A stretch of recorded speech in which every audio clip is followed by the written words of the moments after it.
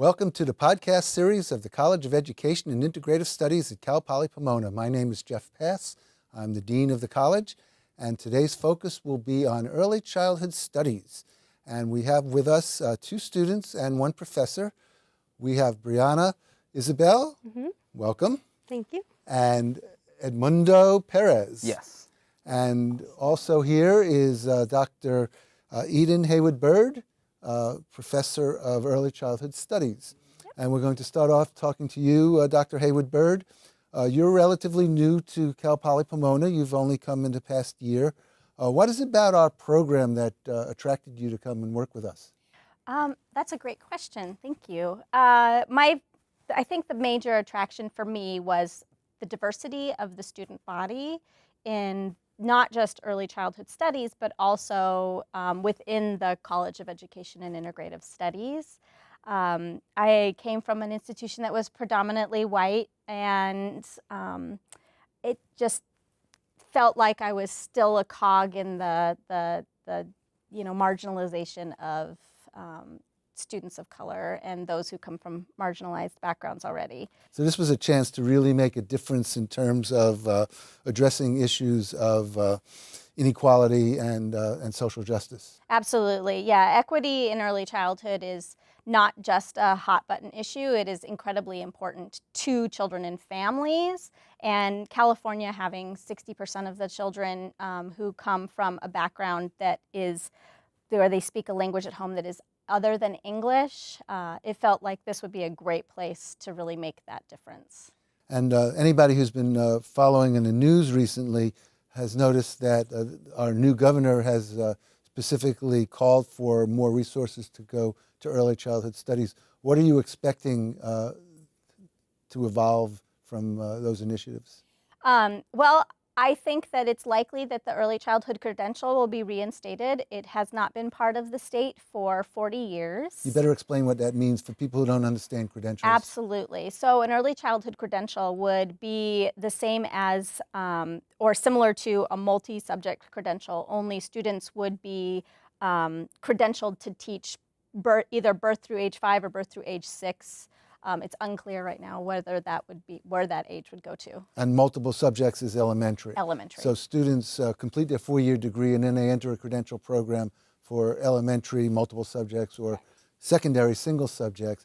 And you're suggesting that maybe early childhood would also be one of those pathways. Absolutely. It seems that the governor and the Department of Education in California are interested in basically bringing that credential back to the state, which would bring us into line with a lot of other leadership states within the United States. And what are some of those other leadership states? Pretty much every other state has an early childhood credential. Right now, California has the permit, but it has not done what the permit hoped, which was increasing pay and accessibility to all families. Okay. And currently, our program in early childhood studies is a 4-year program, so Yes. you could take it only as an undergraduate. Absolutely true. Do you see that changing? Right now, I don't see it changing. I think it's likely that if the credential is brought back, it will be brought back as a 4-year credential, kind of like the Ed Specialist credential currently is, possible under a 4-year. So I believe that that is where the state is heading right now, but it is still pretty nebulous and up in the air. And I would guess that also they'll keep it at 4 years because there's such a demand for early childhood teachers. We need to get them out quicker rather than put more obstacles in their way. Absolutely. So what about your research? You're also a scholar in early childhood studies. What is it that you study? I'm really interested in how I have two strings. So I'm really interested in how students develop their sense of identity and what sort of practices in the classroom help support that development of identity. And when you say students, are you talking about the college students? Actually, I'm talking about children. The little ones. Yes. So I'm very interested in how children develop their sense of self and their own efficacy and how they see themselves as capable, both learners and capable humans.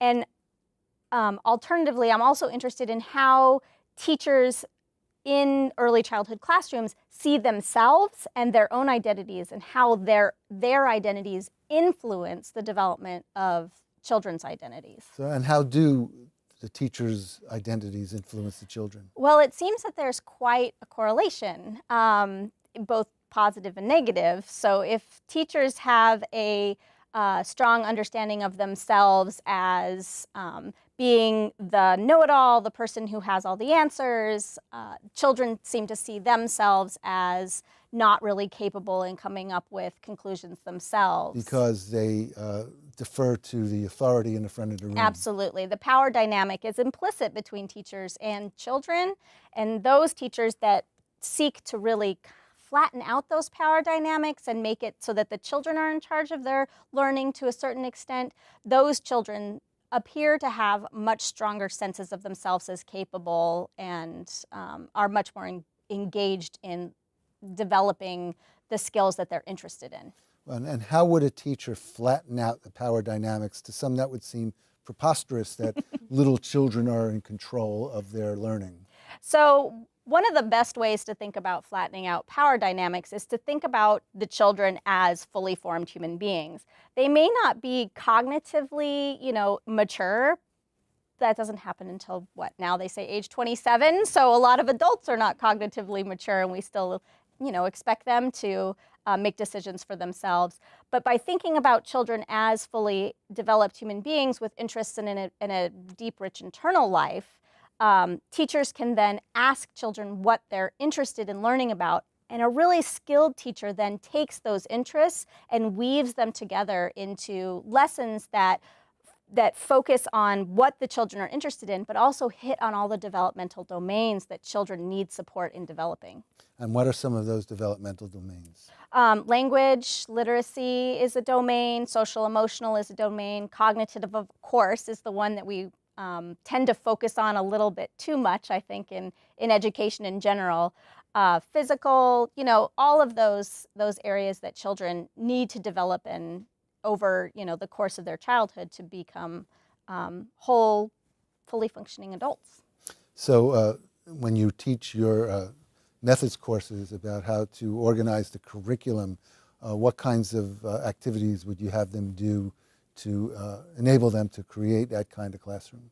So I tend to approach my courses here at Cal Poly from a constructivist framework.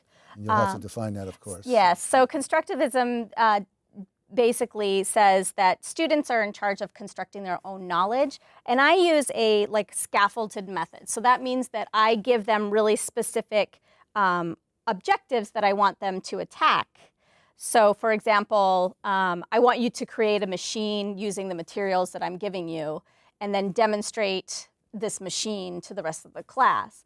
And then I give them a lot of materials to then experiment with so that they can have the experience of using materials that I want them to then do with children in their own classrooms. So giving over that power to the students in my own classroom. Okay, so let's expand to Brianna and Edmundo. Have you participated in this activity of creating the machines? Machines, I'll say no, but I have experienced something different, and from Ms. Bird's class that we're doing for Math and Scientific one. So it's really amazing being at home, seeing these materials that we could bring into the classroom, so to work with the children, and then working with our colleagues on how to develop this activity.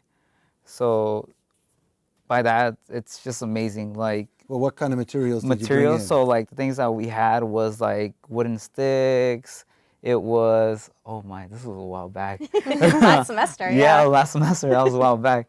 But it was mostly about nature stuff going on. So basically, we had to find a way on how to integrate that for the children to learn, and then using proper wordings they could connect with them better. By proper wordings, you mean what? This is a leaf, this is a stick, and then number counting. So this is one, and then you have to be visual too, because they're audio and visual learners also. So we like to be very open to that. So you're conscious when you're preparing these kinds of lessons that you have multiple objectives to reach. You're developing vocabulary, you're developing numerical competence. Yes. and not to mention the emotional and physical kinds of goals too. Yes. The very domains that you were talking Yes. about. Yes. And how about you, Brianna? Did you participate in any of this? I did not. I think that was, what was that, 4,200? For 200, yeah. And I have not taken that yet. I'm taking that next semester. Sweet. I know, so I'll have you next semester. But I did take 3,300, and 3,300 was Early Childhood Education, Leadership, and Social Justice. And I love the way you taught that class because Oh, thank you. I felt like I learned a lot. So we would read from the books. I think we had 3 different books, and we would have chapters to read, and we reflected on them. So when we went back into the classroom, we got into a big circle. We had a Socratic Seminar, and we basically went around the room. There was questions on the board, and we went around the room and answered them. So it was good listening to everyone's experiences with what was read in that chapter. So what would be something that you would read in the Socratic Seminar? There was a lot about dual language, and I'm taking And by dual language, you mean children speaking more than one language? yes, and how there should be more dual language in early childhood in programs and centers. And we went around the classroom sharing experiences on if their program had any dual language, or what should you do when administration doesn't, how should I put this? Support it? Yeah, support it. Yeah. So, Dr. Bird, what about dual language? Why is that something that we would want to encourage in preschool classrooms? Dual language is the idea that children have the right to be both taught and learn their native language as well as English. And so it's this idea of biliteracy and bilingualism that's taken to 11. So the idea is that you connect everything you do in the classroom to the culture and language of the home, because it's important and it should be valued. It's different than bilingual education in that bilingual education is really just looking at the cognitive domain, while dual language is looking at all of the domains, that all of them are somehow connected to the culture and native language of the family. And since California has so many children who are speaking a different language at home than English, it's something that all early childhood teachers will have to be competent in when they're teaching. So that age-old principle of start where the student is. Absolutely. And if that's what the student brings, then that's what we work with. Are either of you dual language in your experience? No, I haven't. No. No, neither of you? No. So how do you feel about doing kind of dual language things when you haven't done it yourselves? Is that scary or exciting? It's not scary. I would want to do it. I actually bought some books that are both in Spanish and English, because I think it is important to accept everyone's culture, and it starts in preschool. It starts in that early age. So I would want to take more dual language courses here while I'm studying early childhood. Yeah, for me, my experience will be just mostly with my nephews, working more with the dual language basically because they speak Spanish and English. So I did notice one of my nephews have a harder time to grasp Spanish, and he's getting confused with English at the same time. So what I try to do is try to break it down for them, like going slowly on it and do not rush it. Because this, surely, but I said slowly but surely, you'll get it.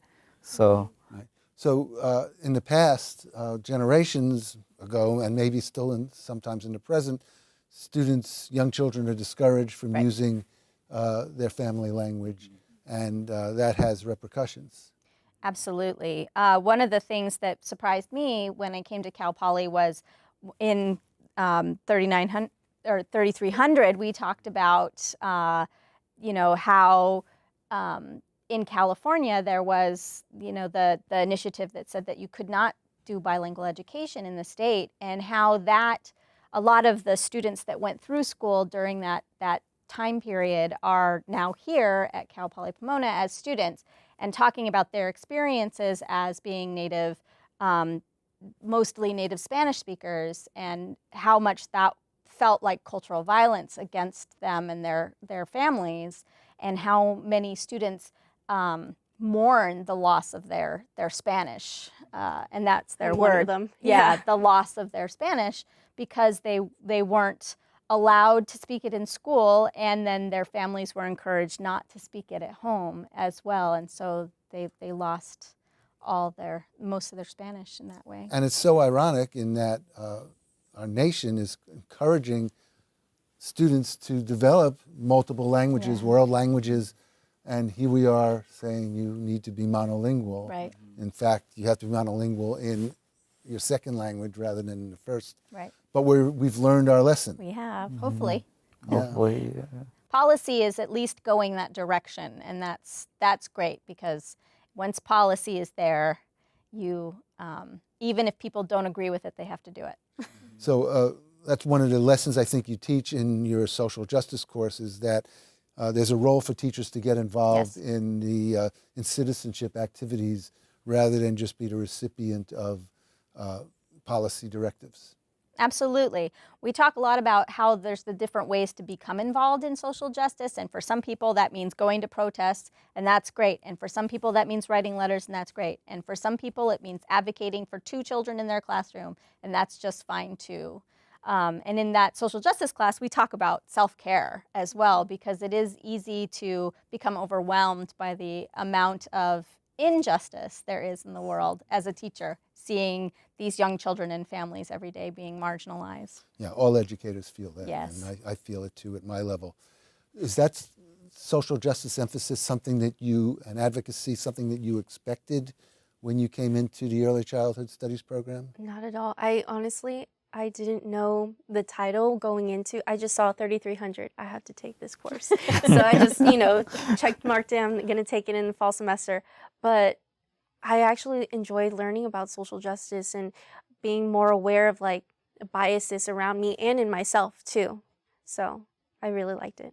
So if you don't mind my asking, what were some of the biases that you saw in yourself through this process? Sometimes I would act different with a child that would speak only in Spanish, and I would try my best, but I would give maybe less attention to that child than I would with someone that a child that can understand me. Right. Yeah, stuff like that. You would have discriminated against that child because... Sadly, I don't want to. Of course not. But None of us do. It's yeah. unconscious. Right. And I guess Yeah. the other part of that is the old societal thing. If somebody's struggling with English, they must not be very smart, when it simply means that they're learning 2 languages. And I mean, you could imagine me on the streets of Paris trying to speak French. How about you? Did you expect that social justice emphasis? to be honest, yes, I did expect a little bit because my sister's a teacher already. So I kind of see her frustration on certain things. And then when I came to Cal Poly, now we're able to dig more deep into it. So I'll be able to apply that knowledge to that. But it just amazes me like how far like the research has been and what we've seen, like how it impacts the child and the parents. If you're not able to communicate with the parents, how can you be able to help out the child in the long run? Because they could learn it so much in that classroom, but once you take them to their parents, where is that redirecting of information going to go to? And then that's the thing, that it has to be a connection. So once that bridge is stable, then they'll be able to like keep on learning, progressing. So yeah. Good, good. So why did you go into early childhood? And I know there's a stigma about it, and I'm not even going to ask your professor. I know what she's going to say, but there are those who say, well, it's like babysitting, or anybody can take care of young children. What's your response to that, and was that a consideration when you entered the field? Well, it's definitely not a babysitting job. It's a lot more. There's a lot that goes into being a teacher for early childhood. I love working with children. I knew that I have a passion. I had the patience. I wanted to learn so much about, from birth through age 8. I actually started as a after-school teacher program, and I was working with 3rd graders. And that's where I developed the start of wanting to become a teacher. Then I changed my major to liberal studies. And What had it been? It was at El Camino College. And what was your previous major? It was I wanted to be a dermatologist, A so it was dermatologist. chemistry. Then I took chemistry, and I was like, no way. No, this is not for me.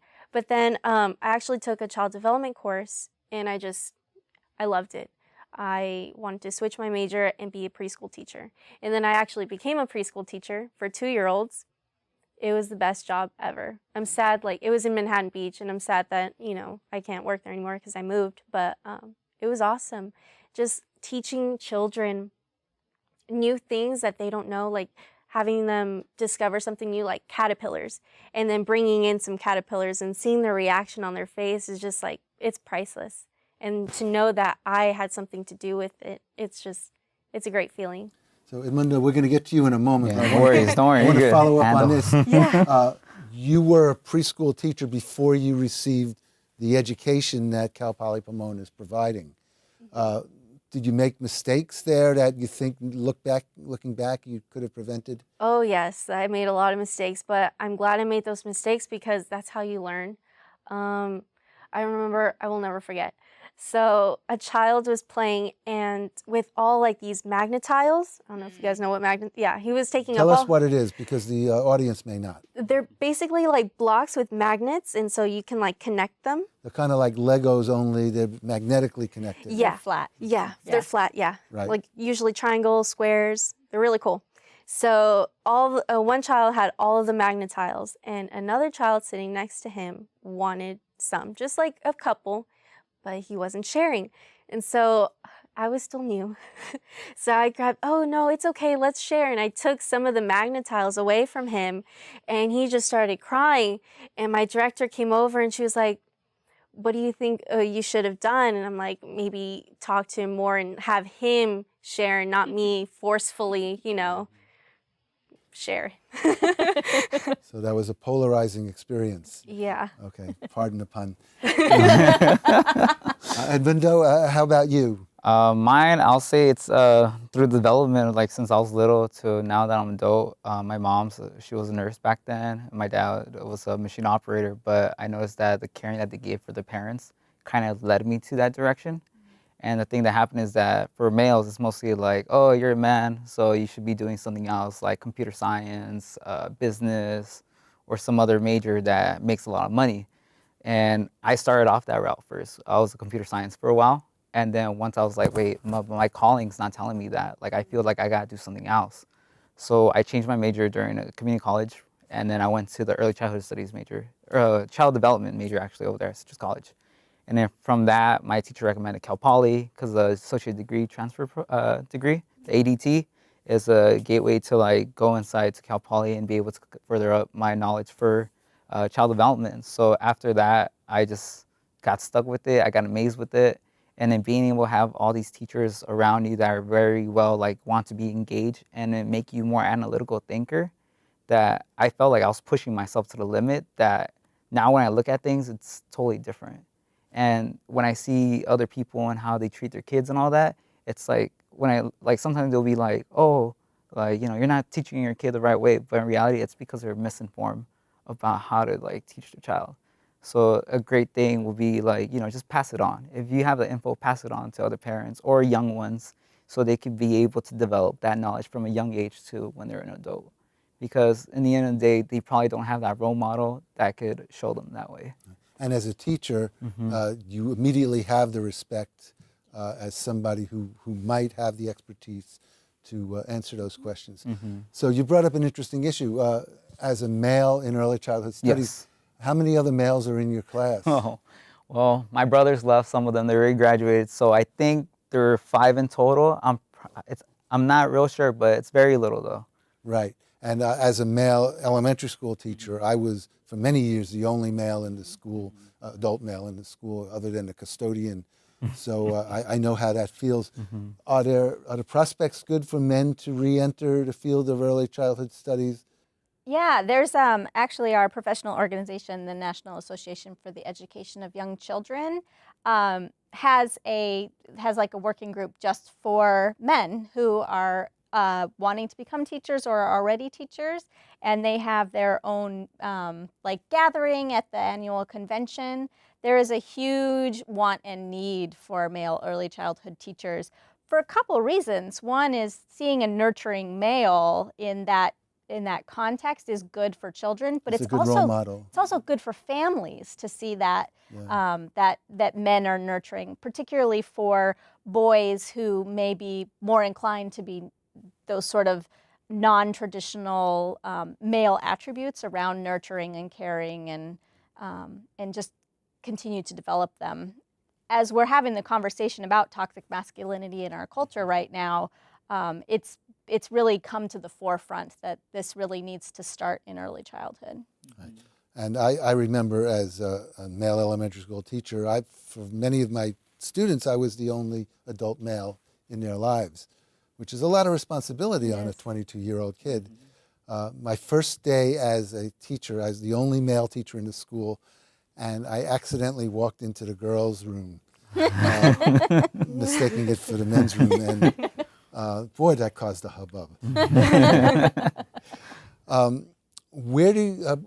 Brianna, where do you see your career going as you're a junior right now?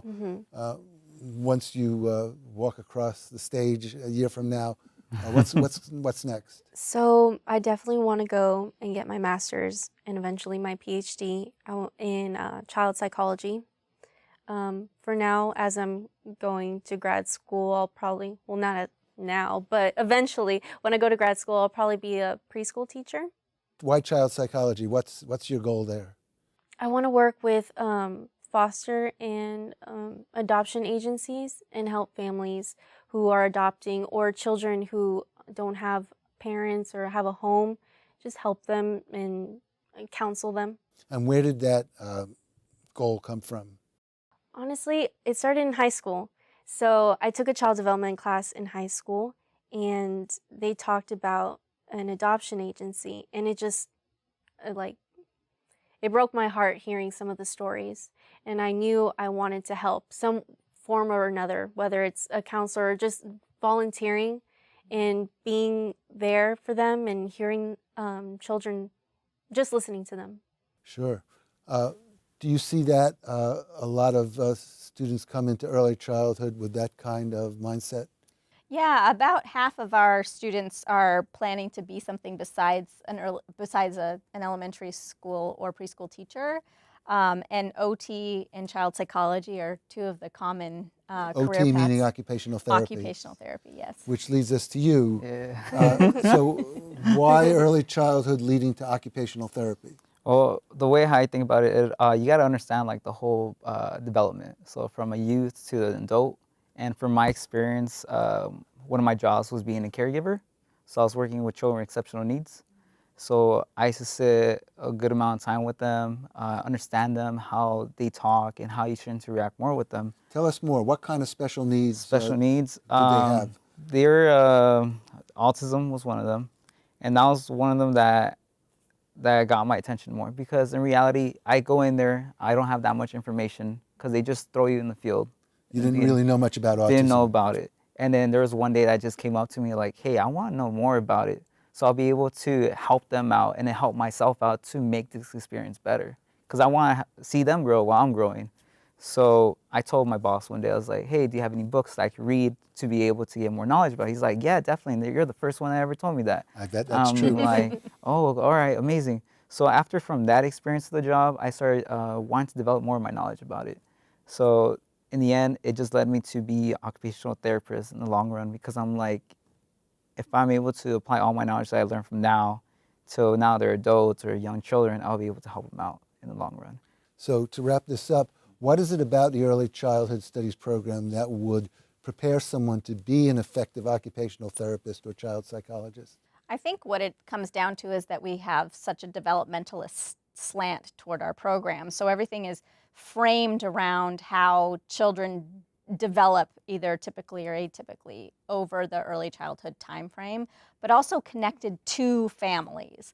Families are so important in that familial context, particularly when you're talking about being a psychologist or being an occupational therapist, and teaching that children, parents are their child's first teacher. And so understanding the development as well as the family context is what really is the strength of the Early Childhood Studies program. And that's not the kind of thing that somebody naturally has. You need education You to do that. absolutely need education to do that. I Right, agree. and that's why we have this wonderful program at Cal Poly Pomona. I thank all of you for your participation. I learned a lot. Thank you, Dean. Thank you, Thank you. Dean.